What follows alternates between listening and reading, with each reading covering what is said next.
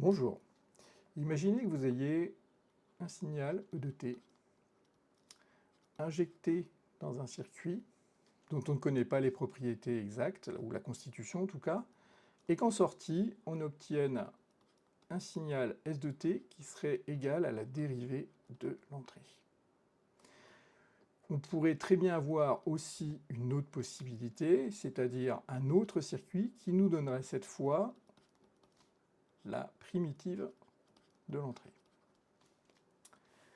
Donc, qu'est-ce qu'on va chercher à vérifier? On va chercher à identifier typiquement ce qui se cache dans ces deux fonctions de transfert, mais pas dans le domaine temporel, c'est dans le domaine du régime harmonique, c'est-à-dire en forme complexe. Et ce qu'on va voir, c'est qu'il y a un lien très fort avec l'opérateur j oméga.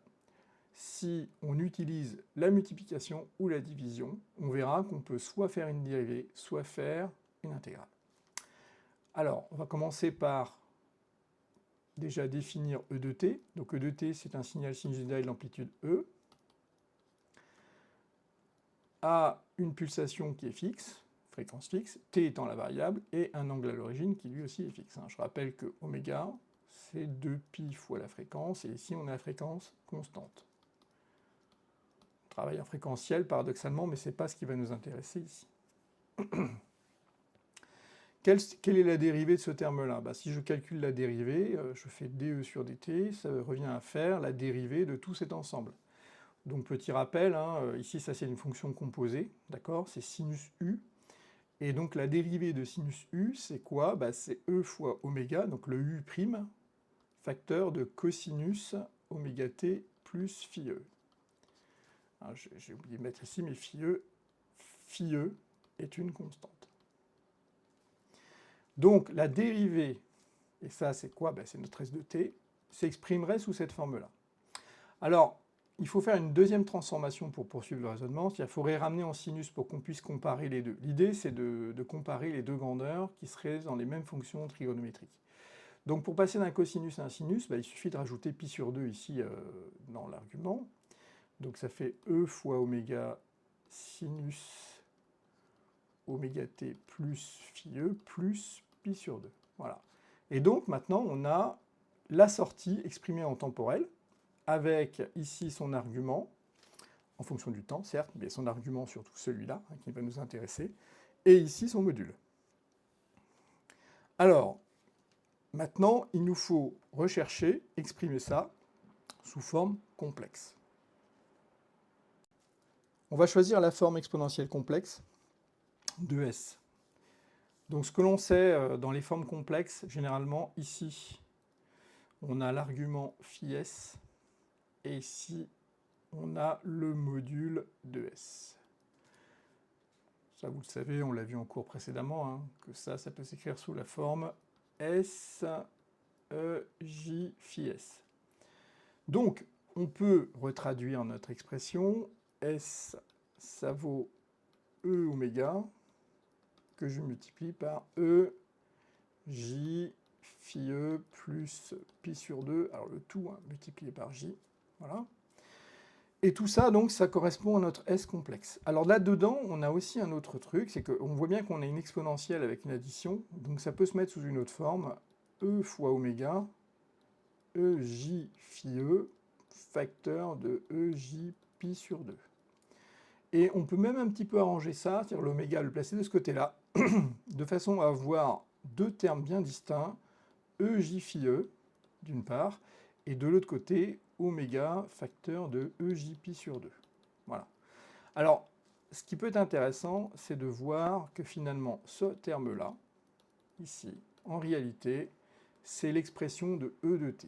Effectivement, sous forme complexe, grand E complexe, c'est égal à E facteur de J phi E. Donc, dans mon expression qui est ici, on peut écrire que S, c'est égal à grand E, que je multiplie par oméga E J pi sur 2.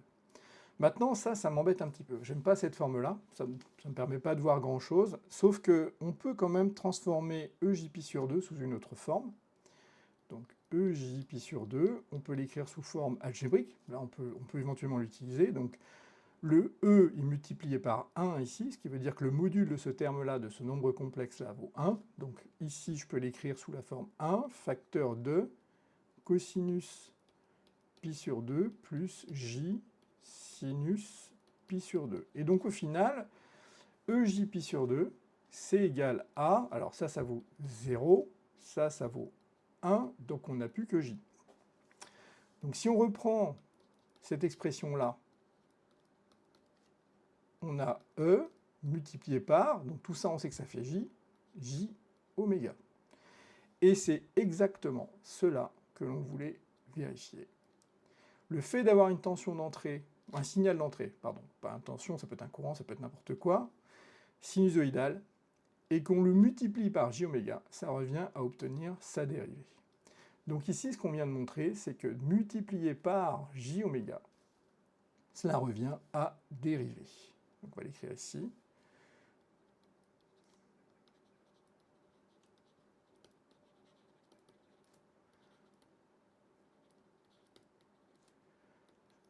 Cela revient à faire ou à dériver E de t. Voilà. Donc ça, c'est pratique. C'est un outil qui est assez pratique. Alors on remarquera que la multiplication est quand même beaucoup plus facile à utiliser que les équations différentielles de manière générale. Donc ça, c'est une façon de faire qu'on retrouve dans le signal. Alors pas forcément avec les opérateurs J oméga en régime harmonique, mais si vous avez des signaux qui ne sont pas de type sinusoïdaux, ben on a une autre façon de faire, qu'on appelle la transformée de Laplace, et qui est assez semblable, vu de loin comme ça, avec cette technique de multiplication par J oméga. Pour l'intégration, on va aller un peu plus vite. On a toujours un signal d'entrée E avec une amplitude, une pulsation et un angle à l'origine constant, et un signal de sortie qui sera égal à l'intégrale de E de t dt. Si on intègre E de t, ça nous donne ceci. Je ne vais pas développer un... Normalement, je devrais rajouter la constante, mais on va la considérer comme nulle pour simplifier notre raisonnement. Donc ici, on va essayer de transformer notre cosinus en sinus pour pouvoir simplifier le raisonnement qui va suivre. Donc E sur oméga moins sinus oméga t plus phi E plus pi sur 2. Ça, c'est ce qu'on a vu avec la dérivée. Et là, j'ai un moins, et le moins me gêne un petit peu pour pouvoir raisonner. Donc on va utiliser une autre formule de Trigo qui dit que moins sinus x est égal à sinus x plus pi. Donc, on remet ça dans l'expression qu'on a là, ça fait E sur oméga, facteur donc de sinus. Je suis désolé si j'écris mal, avec la tablette c'est pas confortable. Voilà. Alors, pi sur 2 plus pi, on peut le voir sous deux formes différentes. Donc pi sur 2 plus pi, si on tourne dans le sens trigonométrique, ça revient à faire tout cet angle-là, c'est-à-dire 3 pi sur 2. Mais on peut le voir aussi sous une autre façon, c'est-à-dire on peut le voir dans l'autre sens, c'est-à-dire en parcourant dans le sens négatif, et cette fois c'est moins pi sur 2 qu'on obtient.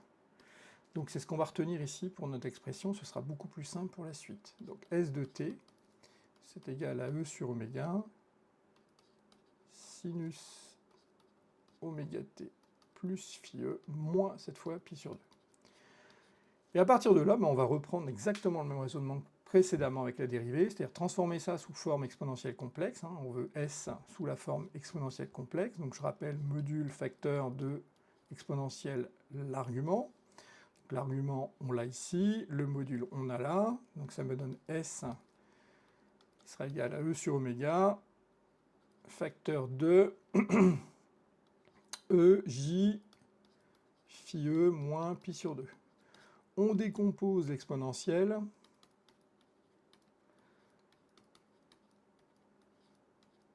J'oublie pas le moins devant, moins j pi sur 2. On sait qu'une exponentielle avec un terme négatif au-dessus, c'est son inverse, donc on peut l'écrire sous la forme E sur oméga, facteur de EJ phi E sur EJ pi sur 2. Et bien là, en fait, on a quasiment tout terminé. EJ pi sur 2, on a vu que c'était J. Donc au dénominateur, on va avoir J oméga. Et E fois exponentielle J phi E, bah, c'est E. Voilà. Donc là, ce qu'on vient de voir, c'est qu'en divisant par J oméga, on a réalisé une intégration. Donc, on peut résumer,